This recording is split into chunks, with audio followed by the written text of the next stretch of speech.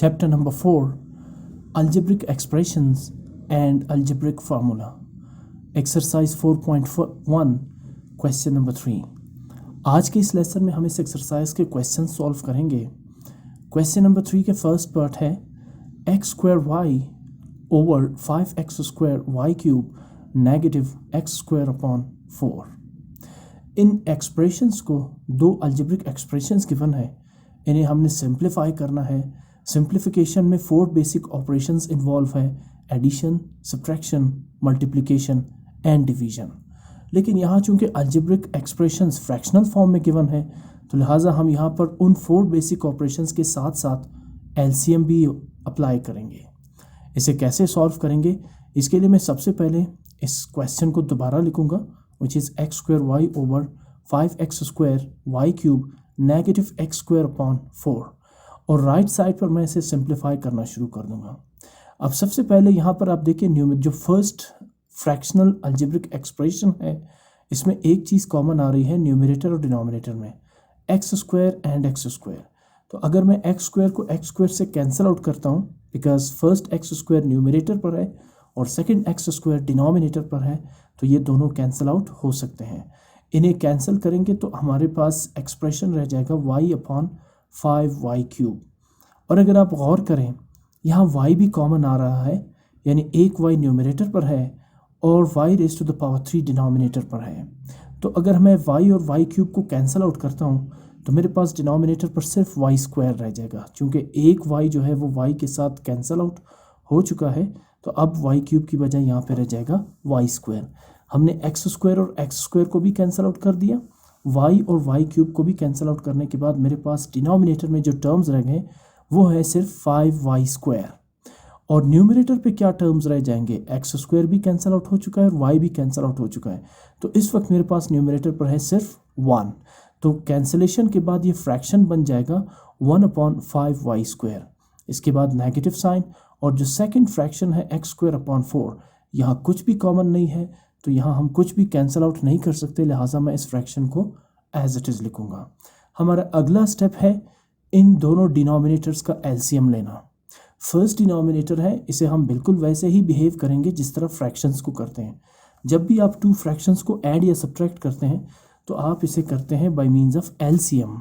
Addition भी और subtraction of fraction भी आप थ्रू एलसीएम परफॉर्म करते हैं.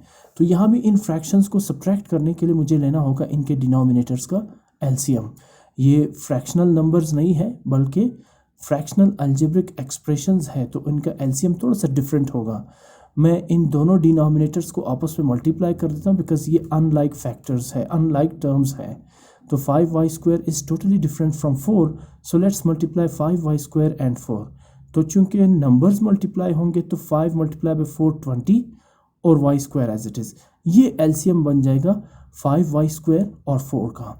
उसके बाद आप ये जो रेड टेक्स्ट में देख रहे हैं, ये दरअसल है रफ वर्क. प्रोसेस कैसा है कि ये है आपके पास एलसीएम 20y स्क्वायर. किसका एलसीएम है, first denominator and second denominator. मेरे पास इस वक्त फर्स्ट डिनोमिनेटर है 5y स्क्वायर और सेकंड डिनोमिनेटर सेकंड फ्रैक्शन का होगा 4. मैं करूँगा इसे कि मैं सबसे पहले एलसीएम 20y स्क्वायर को डिवाइड करूँगा फर्स्ट डिनोमिनेटर 5y स्क्वायर से. ये है एलसीएम 20y स्क्वायर और ये है first denominator 5y square. y square के साथ कैंसिल आउट होगा, 5 1 5 एंड 5 4 20. तो इसका मतलब ये होगा कि अगर मैं एलसीएम 20y स्क्वायर को फर्स्ट डिनोमिनेटर 5y स्क्वायर से डिवाइड करता हूँ तो मेरे पास आंसर क्या आ रहा है, 4. अब 4 को मैं मल्टीप्लाई करूँगा फर्स्ट न्यूमरेटर से. ऐसा मैं इसलिए कर रहा हूँ बिकॉज मैंने एलसीएम को फर्स्ट डिनोमिनेटर से डिवाइड किया. जो क्वोशंट आएगा, जो आंसर आएगा 4, उसे अपने फर्स्ट न्यूमरेटर से मल्टीप्लाई करना है. सो 4 1 4. आंसर आप यहाँ इस एलसीएम के न्यूमरेटर पे लिख देंगे. उसके बाद नेगेटिव साइन है, एज इट इज़ आ जाएगा. अब उस प्रोसेस को मैं फिर रिपीट कर रहा हूँ, यानी LCM 20y square divided by the second denominator. जैसे फर्स्ट डिनोमिनेटर से डिवाइड किया मैंने एलसीएम को, अब LCM 20y square divided by the second denominator 4. तो 4 1 4 4 5 20 और y square as it is. जब आप एलसीएम 20y स्क्वायर को सेकंड डिनोमिनेटर 4 से डिवाइड करते हैं तो क्वोशंट आ रहा है 5y स्क्वायर. अब जिस तरह इस फर्स्ट क्वोशंट को आपने फर्स्ट न्यूमरेटर से मल्टीप्लाई किया था, सेकंड क्वोशंट यानी 5y स्क्वायर को मल्टीप्लाई करेंगे सेकंड न्यूमरेटर एक्स स्क्वायर के साथ। तो 5y square multiply by x square, 5y square x square. दूसरा तरीका ये है कि 5y स्क्वायर और 4 एक दूसरे से बिल्कुल डिफरेंट है, तो आप 4 को फर्स्ट न्यूमरेटर से मल्टीप्लाई करें और 5y स्क्वायर को सेकंड न्यूमरेटर के साथ मल्टीप्लाई करेंगे। लेकिन ये प्रोसेस है तो आसान, लेकिन इसमें कुछ प्रॉब्लम क्रिएट हो सकती है। तो सबसे बेस्ट यही है कि आप एलसीएम को पहले फर्स्ट डिनोमिनेटर से डिवाइड करें और जो आंसर आएगा उसे फर्स्ट न्यूमरेटर यानी 1 से मल्टीप्लाई करेंगे। इसी तरह एलसीएम को सेकंड डिनोमिनेटर 4 से डिवाइड करेंगे, जो आंसर आएगा उसे सेकंड न्यूमरेटर यानी एक्स स्क्वायर के साथ मल्टीप्लाई करेंगे और जो आंसर इनका आएगा वो इस एलसीएम के न्यूमरेटर पे आप लिखेंगे। इस वक्त मेरे पास आ रहा है 4 - 5y square and x square.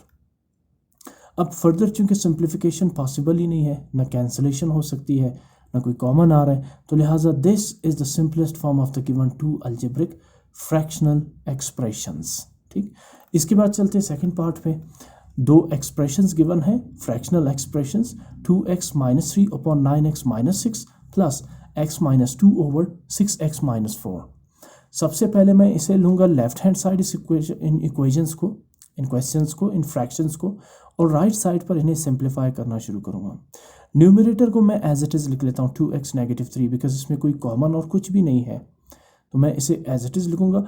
अगर आप डिनोमिनेटर पे गौर करें इस फर्स्ट एक्सप्रेशन के 9x - 6, तो 9x - 6 में एक टर्म कॉमन आ रहा है और वो क्या है 3, यानी 3 3s are 9 and 3 2s are 6। सो हम कह सकते हैं कि यहाँ 3 कॉमन एग्जिस्ट कर रहे हैं, सो मैं 3 कॉमन लूँगा। 3 कॉमन लेने के बाद मैं लगाऊंगा ब्रैकेट और 3 को मैं 3 टाइम्स मल्टीप्लाई करूँगा टू गेट 9, यानी 3 3s are 9। x चूँकि अनकॉमन फैक्टर है तो ब्रैकेट के अंदर 3 के साथ लिखा जाएगा और फिर नेगेटिव साइन। अगेन अगर मैं 3 को मल्टीप्लाई करता हूँ 2 से, तो 3 times 2 is 6। ये मैंने कॉमन लिया। अब आप देखिए सेकंड जो फ्रैक्शन है, सेकंड जो डिनोमिनेटर है 6x - 4, इसमें भी आपको 2 कॉमन नज़र आ रहा है, तो यहाँ मैं 2 कॉमन ले रहा हूँ। 2 अगर मैं कॉमन लूँगा तो 2 को मैं 3 से मल्टीप्लाई करूँगा, देन 2 3s are 6। तो यहाँ ब्रैकेट के अंदर मैं लिखूँगा 3 बिकॉज 2 और 3 का प्रोडक्ट आ रहा है 6, और x चूँकि अनकॉमन टर्म है तो वो मैं 3 के साथ लिख दूँगा। फिर उसके बाद नेगेटिव साइन, और अब मुझे 2 को 2 के साथ मल्टीप्लाई करना होगा टू गेट 4। ठीक, 2 2s are 4। अब चूंकि मैंने कॉमन 2 लिया था तो ब्रैकेट के अंदर नंबर आ जाएगा 3x - 2। देखिए अब पहले जो है ना 6x - 4 और 9x - 6 में कुछ भी एक जैसा नहीं आ रहा था, लेकिन दोनों डिनोमिनेटर से कॉमन निकालने के बाद अब देखिए 3x - 2 3x - 2 एक जैसे आ रहे हैं। तो हमने सबसे पहले ये चेक करना है कि कहीं कोई कॉमन वगैरह आ रहा है, तो सिंप्लीफिकेशन के लिए पहला स्टेप यही होगा कि आप कॉमन वगैरह चेक करें। अच्छा, अब अगले स्टेप में आते हैं। चूँकि हम इन दोनों फ्रैक्शंस को ऐड कर रहे हैं तो हम इनके डिनोमिनेटर्स का एलसीएम लेते हैं। यहाँ पर देखिए जो कॉमन फैक्टर्स हैं जैसे 3x - 2 3x - 2, इसे एक दफ़ा लिख देंगे, और जो अनकॉमन फैक्टर्स है या टर्म्स है जैसे 3 and 2, इन्हें मल्टीप्लाई कर देंगे जैसे इस केस में आपने किया था। ये दोनों टोटली एक दूसरे से डिफरेंट टर्म्स थे, तो लिहाजा आपने सिंपली इनको मल्टीप्लाई किया, 5 4s are 20y स्क्वायर। यहाँ पर भी यही कर रहे हैं, जो कॉमन है जो एक जैसे उन्हें आप एक दफ़ा लिखेंगे यानी 3x - 2, जो अनकॉमन है यानी 2 और 3 इसे मल्टीप्लाई करेंगे, 2 3s are 6। बाकी अब वही प्रोसीजर है जो यहाँ आपने अप्लाई किया था, यानी LCM divided by the first denominator and LCM divided by the second denominator. यही प्रोसेस करेंगे यहाँ पर।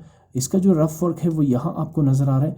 मैं सबसे पहले एलसीएम यानी 6 × 3x - 2 को डिवाइड करूँगा फर्स्ट डिनोमिनेटर यानी 3 × 3x - 2 से। ये देखिए ये है एलसीएम और ये है फर्स्ट डिनोमिनेटर। 3x - 2 3x - 2 के साथ कैंसिल आउट होगा, और 3 1s are 3 3 2s are 6। तो कोशंट यानी आंसर क्या आ रहा है 2। अगला स्टेप ये था कि आप इस कोशंट यानी आंसर को मल्टीप्लाई करेंगे फर्स्ट न्यूमरेटर 2x - 3 से। तो ये देखिए ये मैंने लिखा 2 जो मल्टीप्लाई होगा इस फर्स्ट न्यूमरेटर 2x - 3 के साथ। फिर ऐड करेंगे plus sign, again LCM 6 × 3x - 2 divided by the second denominator.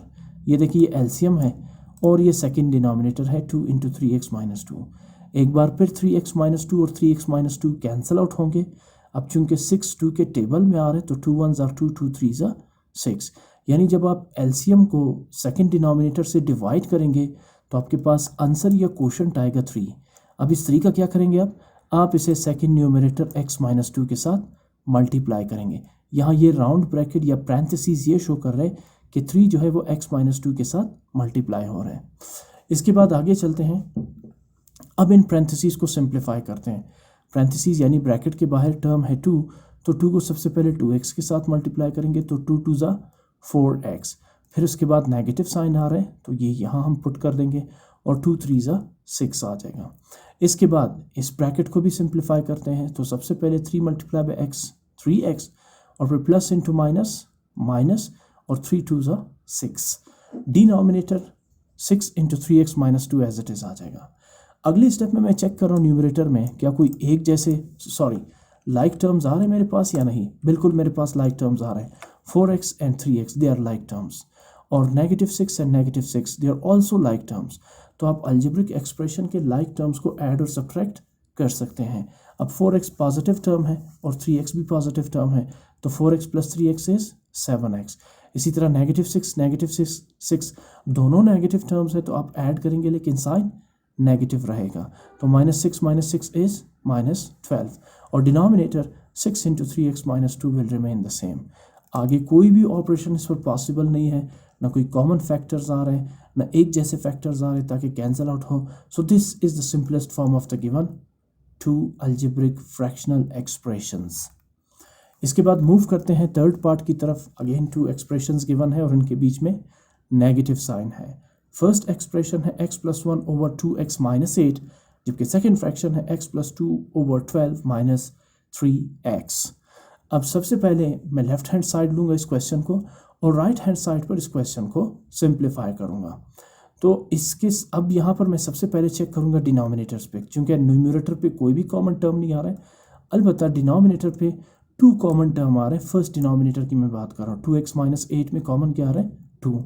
दोनों 2 और 8 जो है वो 2 के टेबल में आ रहे हैं, तो हम कहेंगे कि 2x - 8 में 2 जो है वो कॉमन आ रहा है। अब कॉमन लेने का तरीका ये है कि आपने 2 बाहर लिख लिया जो कॉमन आ रहा है, और जो अनकॉमन टर्म्स है यानी 2 कॉमन ले चुके हैं आप, x अंदर आ जाएगा ब्रैकेट के अंदर, और फिर नेगेटिव साइन। और अब 2 को कितने टाइम्स मल्टीप्लाई करें टू गेट 8? डेफिनेटली 2 × 4 इज 8, यानी 2 को आप 4 टाइम्स मल्टीप्लाई करेंगे टू गेट 8। तो ब्रैकेट के अंदर आप क्या लिखेंगे? x - 4। ठीक। इसी तरह जो सेकंड डिनोमिनेटर है 12 - 3x, इसमें आप देखिए कॉमन क्या आ रहा है आपको? 3 कॉमन नज़र आ रहे हैं, बिकॉज 12 और 3 दोनों 3 के टेबल में आ रहे हैं, तो कॉमन इस वक्त आ रहे हैं 3। तो 3 को कितने टाइम्स मल्टीप्लाई करें to get 12? 4 times. 3 4s are 12। Negative sign bracket के अंदर लिखेंगे। अब 3 आप कॉमन ले चुके हैं तो ब्रैकेट के अंदर लिखने की ज़रूरत नहीं है, तो सिर्फ हम x यहाँ पे लिखेंगे जो अनकॉमन टर्म है। बाय द वे, जब आप इस ब्रैकेट को 3 के साथ मल्टीप्लाई करेंगे तो you will get the same terms 12 - 3x। तो एलसीएम लेने से कोई ख़ास फ़र्क नहीं पड़ता, बल्कि बिल्कुल भी फ़र्क नहीं पड़ता, नंबर्स की वैल्यूज़ वही रहती है। हाँ, अलबत्ता एलसीएम की मदद से हम नंबर्स को या फ्रैक्शंस को सिंप्लीफाई कर सकते हैं, ऐड कर सकते हैं या सब्ट्रैक्ट कर सकते हैं। आगे चलते हैं अगले स्टेप में। अब देखिए ज़रा इन दोनों डिनोमिनेटर्स को, पहले में जो फैक्टर आ रहा है वो है x - 4, और जो सेकंड में फैक्टर आ रहा है वो है 4 - x। थोड़ा सा डिफरेंस आ रहा है इसमें, यहाँ x नेगेटिव टर्म है जबकि यहाँ पर x पॉजिटिव टर्म है। इसी तरह फर्स्ट फैक्टर में x पॉजिटिव टर्म है जबकि सेकंड फैक्टर में x जो है वो नेगेटिव है। तो मैं सबसे पहले इन दोनों टर्म्स को एक जैसे बनाऊंगा ताकि एलसीएम लेने में मुझे आसानी हो। तो मैं सबसे पहले तो इसकी अरेंजमेंट चेंज करता हूँ, इसे मैं x - 4 के फॉर्म में लाता हूँ क्योंकि मुझे आगे एलसीएम ही लेना है इसका। तो मैं नेगेटिव x को पहले रखता हूँ, और 4 चूँकि पॉजिटिव टर्म है तो +4 को मैं बाद में रख देता हूँ, ताकि इन दोनों की जो स्ट्रक्चर है वो एक जैसे रहे। अभी भी डिफरेंस आपको बहुत वाज़ेह नज़र आ रहा है। यहाँ x पॉजिटिव है जबकि यहाँ x नेगेटिव है, और यहाँ 4 नेगेटिव है जबकि यहाँ सेकंड फैक्टर में 4 जो है वो पॉजिटिव है। इन दोनों को सेम करने के लिए मैं ये करूँगा कि मैं -x + 4 से माइनस कॉमन निकालूंगा, माइनस साइन। अब ये देखिए, शायद इससे पहले आपने नहीं किया हो, अगर मैं माइनस साइन कॉमन निकालता हूँ तो इसका मतलब यह है कि ब्रैकेट के अंदर जो टर्म्स हैं उनके साइन को मैं रिवर्स कर दूंगा, चेंज कर दूंगा। क्या मतलब हुआ? यहाँ x नेगेटिव है तो अब मैं x को बना दूंगा पॉजिटिव, और यहाँ 4 पॉजिटिव है तो मैं 4 को यहाँ बना दूंगा नेगेटिव। ऐसा इसलिए हुआ क्योंकि मैंने नेगेटिव साइन कॉमन लिया है। और अब आप देखिए, अगर आप इसको दोबारा सिंप्लीफाई करें तो ये वापस अपनी असल हालत में आ जाएगा। ये फैक्टर देखिए, minus into plus x minus x, और माइनस इंटू -4 इज़ +4। तो ऐसा मैंने कॉमन जो लिया है नेगेटिव साइन, ये ऑल्दो के इस फैक्टर पर जो है वो कोई असर नहीं रख रहा, फैक्टर की वही वैल्यू रहेगी, लेकिन इससे ये होगा कि x-4 और x-4 एक जैसे हो जाएंगे ताकि मैं आसानी से एलसीएम ले सकूं। बहरहाल अगले स्टेप की तरफ चलते हैं। अगले स्टेप में मैं इस -3 को इस माइनस साइन के साथ मल्टीप्लाई कर दूंगा, इसे मैं शिफ्ट कर दूंगा यहाँ पे, तो माइनस इंटू माइनस प्लस, ये जो साइन है नेगेटिव साइन अब ये बन जाएगा प्लस में, और साथ ही साथ मैं 3 के साथ जो नेगेटिव साइन है उसे ख़त्म कर दूंगा बिकॉज मैंने इसे माइनस साइन के साथ मल्टीप्लाई कर दिया। अगला स्टेप है एलसीएम का, x-4 तो x-4 कॉमन फैक्टर है, इसे एक दफ़ा लिखेंगे। अनकॉमन टर्म्स कौन से हैं? 3 और 2, ये बिल्कुल पिछले क्वेश्चन की तरह बन गया, तो 3 2s are 6, तो 6 इंटू x-4 ये एलसीएम होगा। फर्स्ट डिनोमिनेटर 2 इंटू x-4 और सेकंड डिनोमिनेटर 3 इंटू x-4 का। इसके बाद फिर वही प्रोसेस है, मैंने रेड टेक्स्ट से रफ वर्क किया हुआ है, यानी LCM 6 into x-4 divided by the first denominator यानी 2 इंटू x-4, ये रहा एलसीएम और ये रहा फर्स्ट डिनोमिनेटर। x-4 और x-4 कैंसिल आउट होंगे। अब 6 चूँकि 2 का फैक्टर है या 2 का मल्टीपल है, सॉरी फैक्टर नहीं मल्टीपल है, 2 6 का फैक्टर है, तो 2 1s are 2, 2 3s are 6, इन दोनों को डिवाइड करेंगे यानी एलसीएम और फर्स्ट डिनोमिनेटर को, तो आंसर क्या आएगा? 3 का क्या करेंगे? फर्स्ट न्यूमरेटर x+1 के साथ मल्टीप्लाई करेंगे, तो ये रहा 3 आंसर इन दोनों का, multiplied by the first numerator x+1। यहाँ पैरेंथेसिस यानी राउंड ब्रैकेट जो है वो मल्टीप्लिकेशन का काम कर रहे हैं।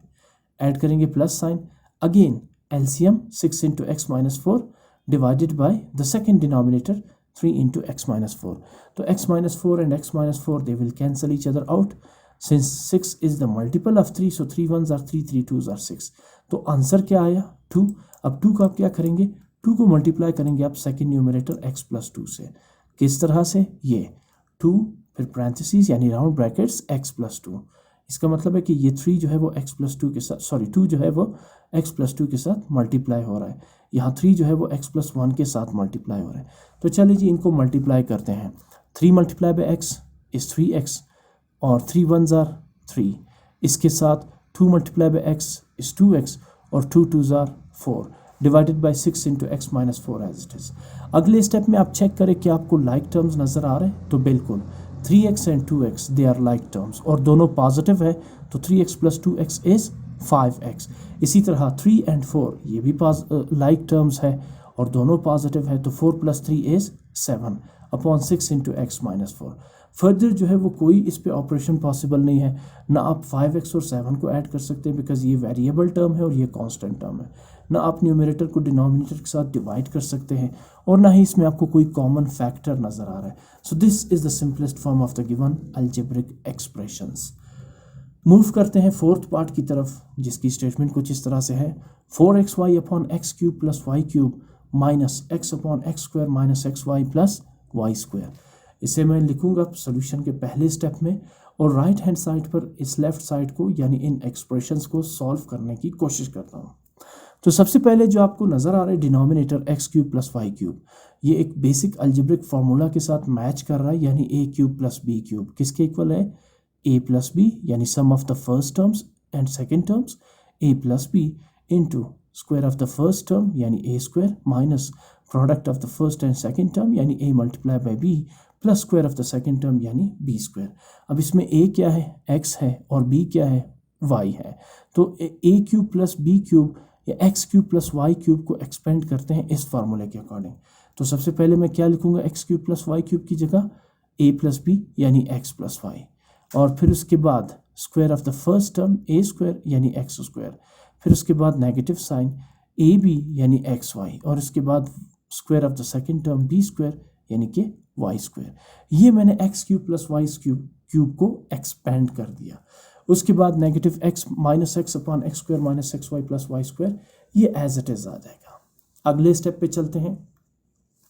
4xy upon x + y into x² minus xy minus x upon x² minus xy + y²। इस स्टेप को अगर आप यहाँ से निकाल भी देखो तो इशू नहीं है बिकॉज ये दोनों स्टेप मैंने गलती से 2 दफ़ा टाइप कर दिए। चलिए जी अगले स्टेप की तरफ चलते हैं। अगला स्टेप है एलसीएम लेने का। तो अगर मैं एलसीएम लेता हूँ first denominator xy x² minus xy + y² और second denominator x square minus x y plus y square. तो इन दोनों में एक फैक्टर तो कॉमन आ रहा है, एक जैसे आ रहे हैं। कौन सा? ये x square minus x y plus y square, x square minus x y plus y square. तो इन दोनों को मैं एक ही दफ़ा लिखूंगा, ये रहा x square minus x y plus y square. जबकि जो अनकॉमन फैक्टर है एक्स प्लस वाई, इसे भी मैं यहाँ पे लिख दूंगा। आपको पता है LCM is the product of common and uncommon factors. तो ये है कॉमन फैक्टर्स और ये है अनकॉमन फैक्टर। ये कॉमन फैक्टर था और ये अनकॉमन फैक्टर, दोनों को एक साथ में मल्टीप्लाई कर दूंगा। अब फिर वही प्रोसेस है, रेड लाइन में टेक्स्ट में जो आपको नज़र आ रहा है वो रफ वर्क है। रफ वर्क इसमें क्या है कि एलसीएम यानी x plus y x square minus x y plus y square divided by the first denominator x y into x square minus x y plus y square. दोनों एक जैसे हैं फैक्टर्स, तो दोनों कैंसिल आउट होंगे। Quotient क्या आ जाएगा? 1। अब 1 का क्या करेंगे आप? फर्स्ट न्यूमरेटर 4xy के साथ मल्टीप्लाई करेंगे।